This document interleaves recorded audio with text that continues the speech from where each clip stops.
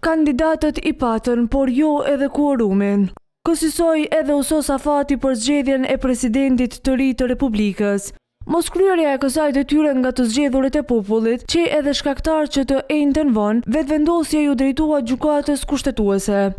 Veç kësaj, partia që i fitoi zgjedhjet e 28 dhjetorit kërkoi masë të përkohshme për pezullimin e afatit kushtetues që lidhet me procedurën e zgjedhjes së kryetarit të shtetit deri në publikimin e aktgjykimit.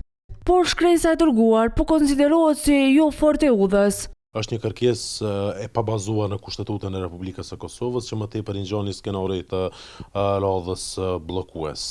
Deputetët sipas Kushtetutës së Republikës së Kosovës, mandati është i lirë dhe nuk i nënshtrohet asnjë detyrimi. Për këtë arsye do thotë nuk mund të obligohet asnjë deputet i Kuvendit të Republikës së Kosovës që të votojë, që të jetë pjesë e votimit. Beri një ish-gjyqtar thotë se të njëjtës gjykata nuk do t'i japë të drejtë. Unë mendoj se kjo në mënyrë urgjente ka me vendosur gjykata kushtetuese dhe se ka me shpallë papranueshme, ku shpallën papranueshme gjykata nuk hyn në vlerësimin meritor të kërkesës. Për këtë çështje, profesori universitar Mazlum Baraliu ka një tjetër mendim.